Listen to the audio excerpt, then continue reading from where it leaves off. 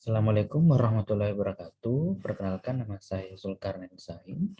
Kali ini saya akan menjelaskan mengenai pemeriksaan refraksi subjektif. Nah, di mana pemeriksaan refraksi subjektif ini merupakan suatu pemeriksaan untuk menentukan secara subjektif bagaimana visus terbaik dengan kombinasi lensa, baik itu lensa sferis maupun silinder. Nah, ini visus ini eh, didapatkan pada keadaan mata dalam kondisi tidak berakomodasi. Nah, dalam teknik refresh subjektif ini, pemeriksaannya dilakukan berdasarkan respon pasien untuk menentukan koreksi kelainan refraktifnya. Nah, sebelum melakukan pemeriksaan refraksi subjektif ini, ada beberapa persiapan yang harus kita kenakan seperti yang pertama kita anamnesis dulu pasien, kita tanyakan keluhannya apa, kemudian sejak kapan, kemudian sudah berapa lama, kemudian apa namanya riwayat penggunaan kacamata, kemudian sudah berapa lama menggunakan kacamatanya, kapan terakhir ganti kacamata, kemudian apakah ada riwayat penggunaan kacamata oleh keluarganya. Nah, kemudian selain itu untuk persiapan alat ada trial frame, kemudian occluder, kemudian trial lens, ada jar yang ditempel sekitar 6 meter dari pasien, kemudian pinhole, kemudian penggaris untuk mengukur interpupillary distance, dan lensometer, refraktometer, dan juga Jackson cross cylinder. Kemudian untuk persiapan ruangannya itu diusahakan ruangannya memiliki ruangan yang cukup sepanjang 6 meter, kemudian iluminasinya juga yang cukup terang, kemudian sebenarnya bisa juga kita menggunakan ruangan dengan ukuran 3 meter, kita buatkan ilusi seolah-olah itu jaraknya 6 meter. Sedangkan untuk persiapan pasien itu sendiri, kita pertama-tama kita harus inform consent pada pasiennya, kita jelaskan bahwa ini adalah pemeriksaan untuk melihat ketajaman penglihatan dan dia harus disampaikan untuk tidak menghafal huruf-huruf yang ada di depannya, kemudian tidak boleh mengintip juga dari mata sebelahnya. Hal ini dimaksudkan agar pemeriksaan bisa lebih akurat lagi. Nah, kita masuk ke pemeriksaannya. Yang pertama, untuk pemeriksaan visus jarak jauh, kita minta pasiennya untuk menutup matanya, bisa menggunakan telapak tangannya sendiri. Kemudian kita juga bisa menggunakan occluder jika pasiennya tidak ada riwayat infeksi atau mata merah. Kemudian kalau misalnya pemeriksaan selanjutnya itu adalah kita minta pasien untuk membaca Snellen, huruf yang ada di Snellen sampai batas mana dia bisa baca.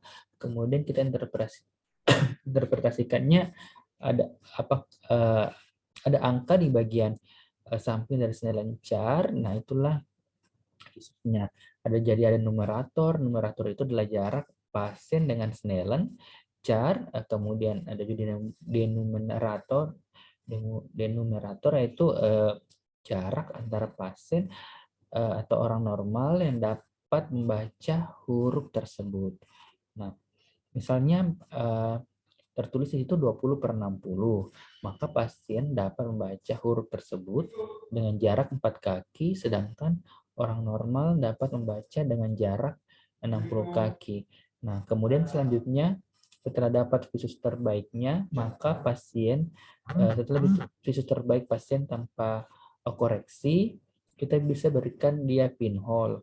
Kemudian kita minta pasiennya untuk kembali membaca huruf yang ada di Snellen. Nah, apabila ada kemajuan, maka kemungkinan besar itu adalah kelainan refraksi. Tapi jika tidak maju, mungkin kelainannya terjadi pada media refraksi. Kemudian langkah selanjutnya yaitu misalnya bila maju kita bisa lakukan koreksi.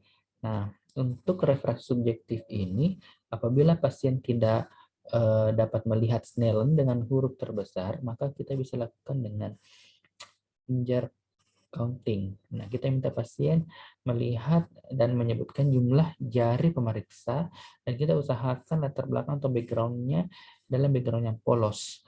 Nah, apabila bisa, pasien bisa melihat 1 meter, maka kita mundur lagi 2 meter. Dan apabila pasien bisa melihat, kita mundur lagi selanjutnya sampai batas 6 meter. Bila sampai 6 meter, berarti hasilnya adalah 6/60. Artinya, pasien bisa melihat dengan jarak 6 meter, sedangkan orang normal bisa melihat dengan jarak 60 meter. Nah, 6/60 itu sebenarnya setara dengan 20/200. Selanjutnya, bila tidak bisa melihat jari dengan jarak 1 meter, kita bisa lakukan hand movement. Nah, kemudian kita berdiri di depan pasien sekitar dengan jarak sekitar 1 meter, kemudian kita tutup mata kiri pasiennya untuk memeriksa mata kanannya. Kemudian kita gerakkan tangan kita ke kiri, ke kanan, atau atas bawah, dan tanyakan kepada pasien apakah dapat melihat gerakan tangan kita. Nah, jika bisa melihat berarti visus pasiennya itu seper-300. Artinya dia hanya bisa melihat dengan jarak 1 meter, sedangkan orang normal bisa melihat dengan jarak 300 meter. Nah, kemudian bila misalnya tidak bisa melihat, kita bisa menggunakan pemeriksaan light perception dengan memberikan cahaya langsung ke mata pasien, dan kita tanyakan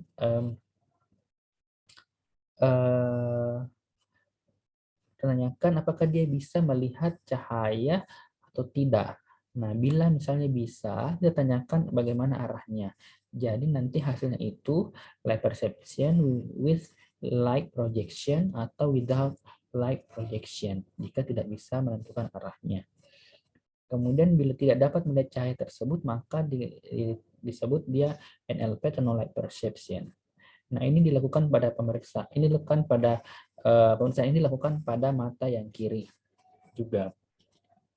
Nah, selanjutnya misalnya pasien dapat melihat Snellen chart-nya, kita akan lakukan pinhole. Nah, ternyata jika misalnya maju, maka kita harus lakukan koreksi. Tapi sebelumnya jangan lupa kita harus melakukan pemeriksaan interpupillary distance. Nah, selanjutnya untuk melakukan koreksi, pertama-tama itu adalah dengan memberikan lensa plus dan minus 0,5. Nah, kita tanyakan yang mana lebih terang atau lebih jelas bila pasien mengatakan minus 0,5. Nah, kemudian kita minta pasien minus 0,5 yang lebih terang, maka kita minta pasien untuk baca bila hanya maju 1 baris saja. Bila misalnya hanya 1 baris, maka kita tambah lagi 0,5 menjadi minus 1,0. Nah, begitu terus sampai batas pasien melihat sudah tidak bisa bertambah maju lagi, atau sama saja, atau malah tambah kabur misalnya. Nah, contohnya kalau misalnya 20/40, kemudian diberikan minus 1,0, dan hasilnya itu bisa sampai 20/25, maka kita tambah lagi menjadi minus 1,5. Pasien misalnya mengatakan tidak ada perubahan atau tambah kabur, bisa dikurangi ke minus 1,25, dan kita tanyakan apakah maju atau tidak. Misalnya minus 1,25 tidak tambah terang, sama saja dengan minus 1,0, maka kita pilih sferis terendah yaitu minus 1,0.